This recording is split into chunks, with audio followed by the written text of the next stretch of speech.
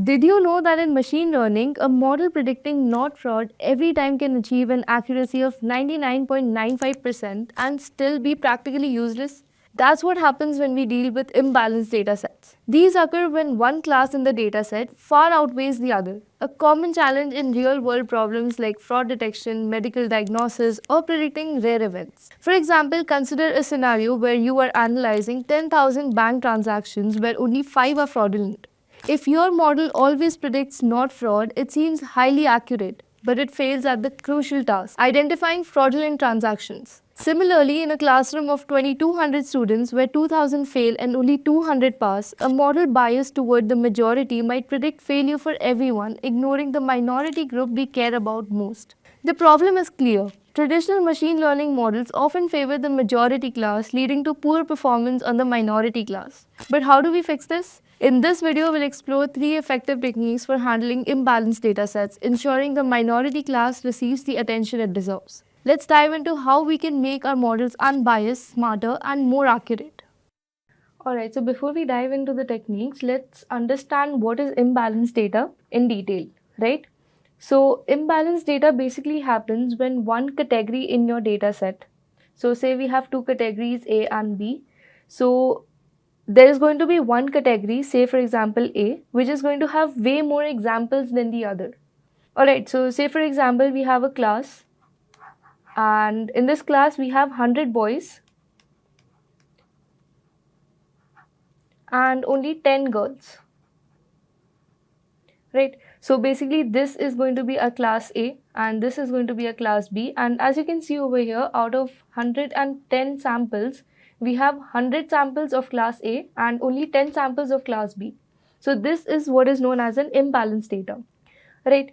So in data science, when we are using machine learning algorithms, this can cause problems because the model may focus too much on the bigger group, right? So it is going to start ignoring the smaller group or a smaller class, which is going to lead to unfair or inaccurate results.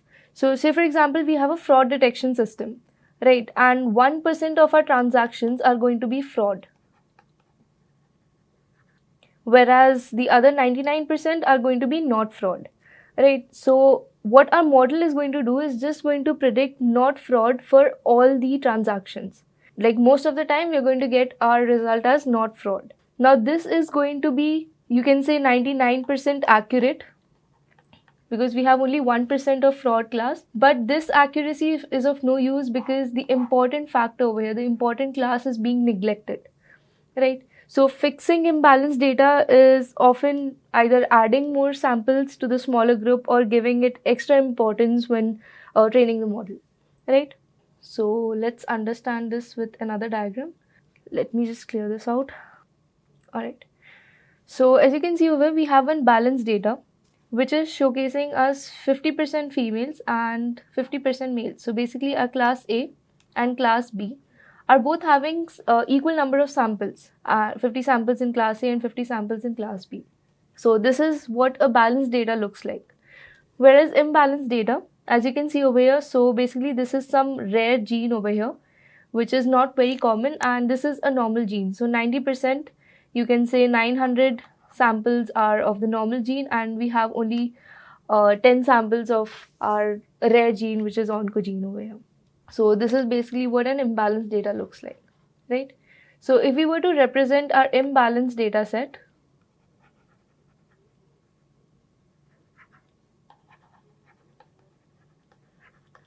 in a graph, this is what it would look like. So our minority classes would be represented with the blue dots over here, and our majority samples, that is our majority class samples, would be represented with these hollow black circles, right?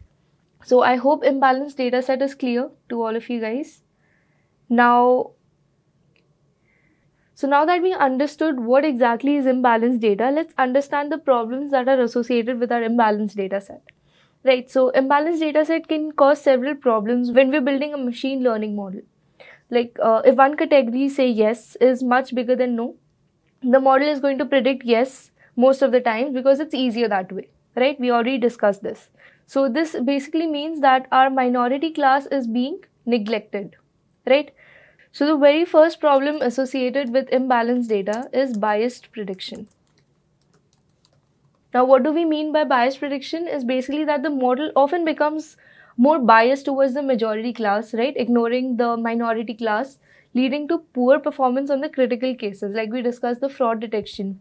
Or you can take another example of, say, a rare disease, right? So, whenever we are going through a medical data and we find some rare disease, it is not going to be very common. We're going to have very few samples of that particular class, right? So cases like that, we are going to face something known as bias prediction. Now the other issue would be low recall for minority classes.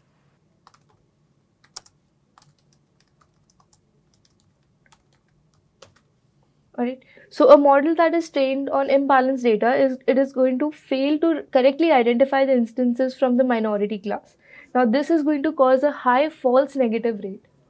Now, I hope you guys are familiar with the recall value. So, recall is also known as TPR or true positive rate, right?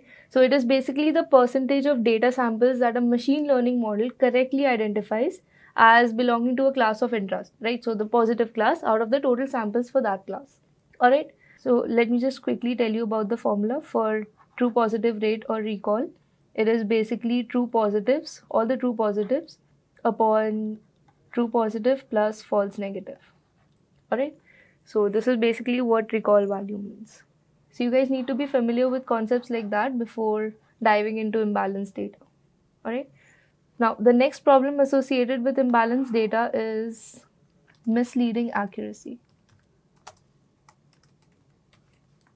Now, what misleading accuracy basically means that high accuracy is going to be misleading because the model performs well on the majority class.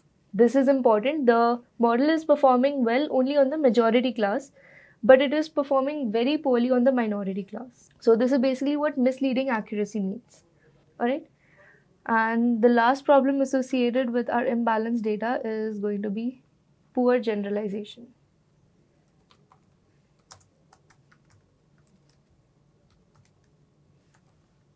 So, imbalanced data can result in models that generalize poorly to new unseen data, especially for the minority class. Now, since our model has not really learned enough about the minority class due to the scarcity of samples in the training data, it may struggle to make accurate predictions for instances belonging to that class in real world scenarios as well. So, this basically leads to poor generalization of the model that are trained on imbalanced data. Alright.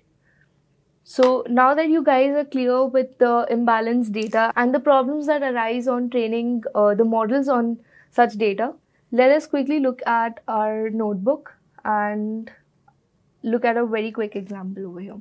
So as you can see in my notebook over here, I have imported a credit card dataset which I have taken from Kaggle. I've provided the link for the same in the description below. Alright, so I've performed a little bit of ED over here. I've checked for my null values, I've checked the data types, and most importantly, I've checked for imbalanced data. So what I've done is I've simply called value counts and I have printed my class distribution over here. So for my target variable class, I have two classes, basically 0 and 1. And as you can see, the sample count for class 0 is way more than what we have for our class 1, which is 102, right? So this is clearly showing an imbalanced data set over here. I've also printed a bar graph which shows a more clear representation of our imbalanced data. As you can see, our class 0 has more than 30,000 samples, whereas our class 1 barely has even 1,000 samples, right? Whereas our class 1 has around 100 samples. So with the help of this particular bar graph, you can clearly see the huge variation or the huge difference between the two samples or the two classes, right? And I have given a condition over here. I have defined a threshold, and according to that threshold, the data appears to be imbalanced, right? So this is my target column of my class, and I have some null values. I've dropped the null values. So now what I'm going to do is I'm going to perform a logistic regression on this particular data set. And once I do that, here are the results. Now, as you can see over here, for my class 0, my recall value is very high, but for my class 1, which had around 100 samples, my recall value is really low. And similarly for my F1 score and my precision as well, right? So this is basically how you get to know that your data set is imbalanced, right? Let us also print the ROC curve. And as you can see over here, ideally what our curve should have been somewhat like this. Our curve is going over here and it's only covering 0.73, which is not ideal, right? So this is basically what happens with an imbalanced data set. So the first technique that we'll be looking at to handle imbalanced data is undersampling. So undersampling is basically a technique that is used to handle the imbalanced data sets by reducing the size of the majority class. Alright, so the entire idea is basically to balance the data set by removing some examples or some samples from this overly represented group so that the size matches the minority class. So say for example, we have 1000 samples over here. Let's call the majority class yes and let's call the minority class no.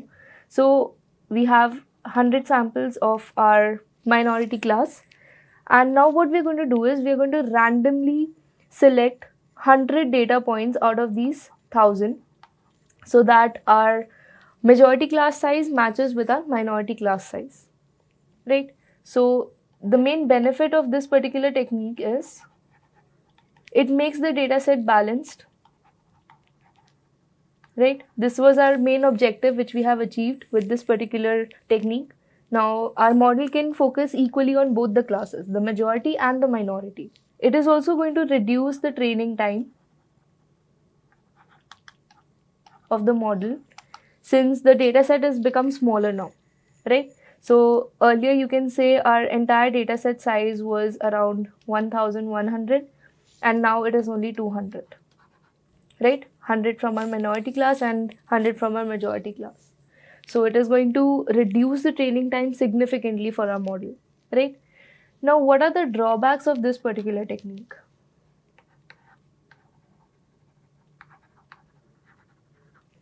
First is it is going to cause loss of important information from the majority class.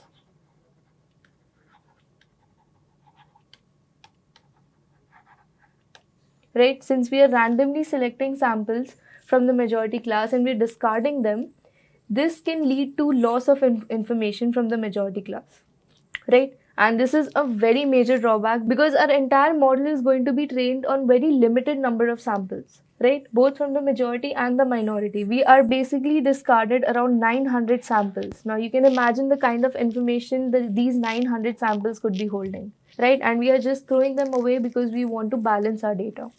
So this is a very major drawback when it comes to undersampling, alright?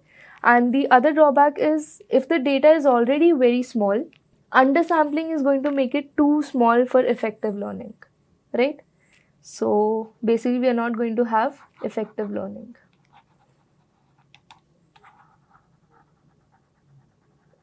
So these are the two drawbacks. So basically undersampling is going to work best when the majority class has a lot of redundant, or you can say less useful data that can be safely removed without impacting the model performance overall. Alright, so let us quickly look at our notebook and understand undersampling here. So I have imported counter from collections. This is going to be used to count the samples after we have performed undersampling. And I've also imported undersampler from my imblearn.undersampling. Alright, so once we call a random undersampler, we are going to pass a random state and then we're going to simply fit our undersampler. And then as you can see, once we have resampled our dataset, so this was a classification report on our imbalanced dataset. As you can see over here, recall for class 0 was 1 and for our class 1 it was around 0.45, which is really less. And after performing undersampling on our dataset, we have our recall value for class 0 and class 1 pretty much nearby, right? So this is basically how undersampling can improve your model accuracy overall, right? So moving on to our next technique, which is oversampling. Now oversampling can be of two types. First is random oversampling and next one is smooth. So first we're going to look at random oversampling because this is the easier version of oversampling. And then once we have understood random oversampling, we'll move on to the synthetic minority oversampling technique, which is also known as SMOT. Alright. So random oversampling basically works by duplicating the examples from the minority class and adding them to the dataset until it is balanced with the majority class. So earlier what we were doing is basically we were removing the samples from the majority class, right? Now what we're doing over here is we are duplicating our minority class samples and we are adding them in our dataset. So say we have 1000 samples in our majority class and we have 100 samples in our minority class. So basically we are going to duplicate these minority class samples. These 100 samples are going to be duplicated until they are equal in size with our majority class, right? So basically we are going to add another 900 samples in our minority class to get them equal with the majority class. And this duplication is going to happen randomly, alright? So let us quickly look at the benefits for this particular technique. Alright. So first is it is going to balance our data.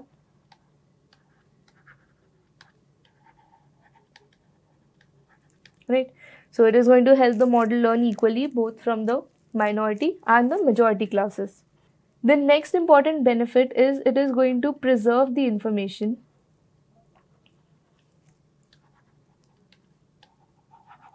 Which was earlier getting lost in our undersampling method, right? So unlike undersampling, it is not going to remove the data from the majority class, right? In this case, we are just simply duplicating, basically we are copying the samples from our minority class and adding them to the data set. So no information is going to be lost in this particular technique. The third important point is it is going to improve the minority class predictions.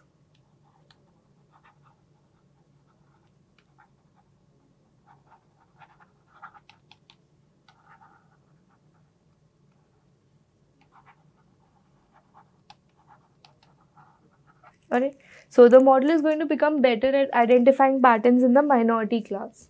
Alright, now this technique, apart from having benefits, also has some drawbacks. Now what are the drawbacks? First one is overfitting risk.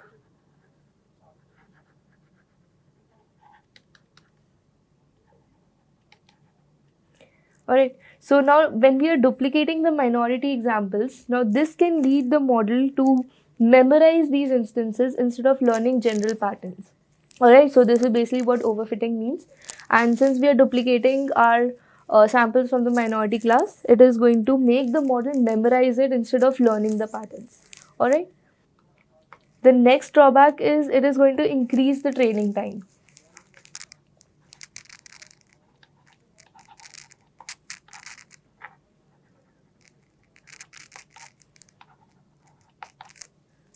So over here earlier we had around 1100 samples, but after performing oversampling we have 2000 samples. Alright, so our training time is going to increase tremendously. Alright, now random oversampling is simple and effective, but it is often paired with other techniques like synthetic data generation that we just discussed SMART to avoid the overfitting problem. Alright, now in order to overcome this particular disadvantage or drawback, we have another technique called SMART, which we'll be discussing in a few minutes.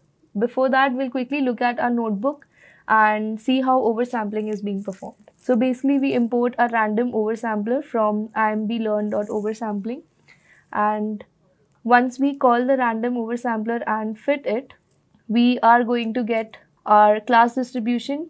I've used the counter function to print my class distribution, and as you can see, my class 0 and class 1 now have equal number of samples, and you can see both of them are increased. So earlier my class 1 had around 100 samples and now it's 102855, right? So we have performed oversampling successfully. Now once I train my model using logistic regression, this is what my classification report is going to look like. Now you can see the recall value, the F1 score, all have been improved for both the classes, right? So now my minority class as well as my majority class is having a good recall value, a good precision, as well as a good F1 score. Alright. So moving on to the third technique, which is SMART, which is also known as synthetic minority oversampling technique.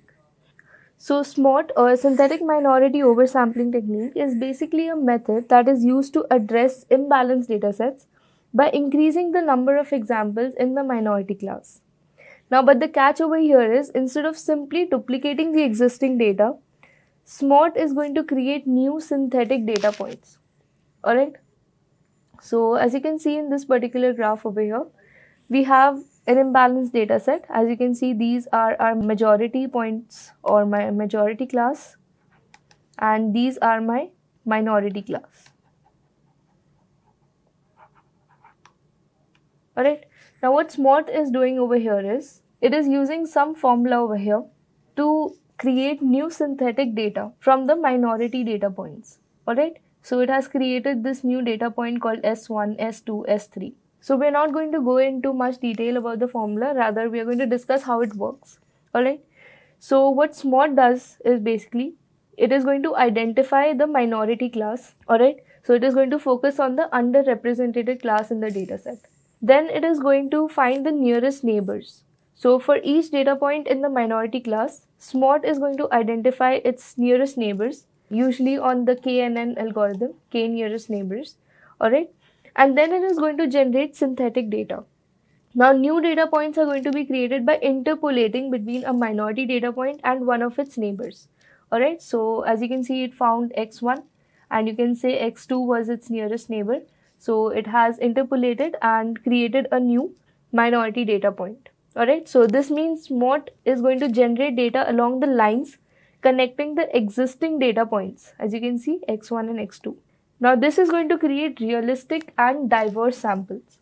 So earlier in random oversampling, we saw how our data was being duplicated, right? The samples from a minority class were simply being duplicated and added to the data set. But in case of SMART, we do not duplicate the data, rather we create synthetic data points. And how it's done, we just discussed, right? What it's going to do, it is going to identify the minority class first. So once it has identified the minority class, it is going to pick each data point one by one. And for each particular data point in the minority class, SMART is going to identify its nearest neighbor using the algorithm KNN or K nearest neighbor. Alright, so once it has identified a data point and its nearest neighbor, let's consider x1 and x2 in this case, it is going to generate a new data point by interpolating between a minority data point and one of its neighbors. Alright, so the new synthetic data is always going to be generated along the lines connecting the existing points. Now the important point to keep in mind is that the new data points are always going to be generated along the lines connecting the existing data points, right? It is not randomly going to be generated over here because there is no particular line connecting two data points along this particular axis, alright? There are no points connecting this axis, so a data point cannot be generated over here. Clear? Simple enough? Alright. So these are the steps involved in creating or generating a new data point in SMART. So it is going to select a random instance within the minority class. It is going to identify K nearest neighbors. Usually K is equal to 5 by default. And it is going to randomly select data point. And it is going to repeat it for all the data points in the minority class. Alright. So it is going to select one of the neighbors for the synthetic data point to be created. And then it's going to calculate the distance vector between the data point and its neighbor. And that is how the new synthetic data points are being created. Alright, so let's look at the benefits for this particular technique. Alright, so it is going to avoid overfitting. So there's not going to be any overfitting because our data is not repeated in this case, rather it is being generated from our existing data. Alright. And the next benefit is it is going to enhance the model's ability to learn meaningful patterns from the minority class. Alright, clear? Now this technique also has some limitations or drawbacks. Alright, so the first one is it can sometimes create overlapping between classes. This is going to lead to misclassification. Now say for example you had a minority point over here and over here. Alright. Or maybe somewhere close over here. Now when SMART would consider these two data points for creating or generating a new synthetic data point, it would be somewhere over here. Alright. Now this data point would somehow be overlapping with the existing data points of the majority class. Alright. So maybe this representation is not exactly clear, but it would somehow overlap with the existing majority data points. Now this would lead to misclassification. Alright. So our limitation is basically misclassification due to overlapping. Alright. And it may not work well if the minority class has very few initial examples, or maybe it has noisy data. Now over here we have a good number of points in our minority class and they're pretty clear, right?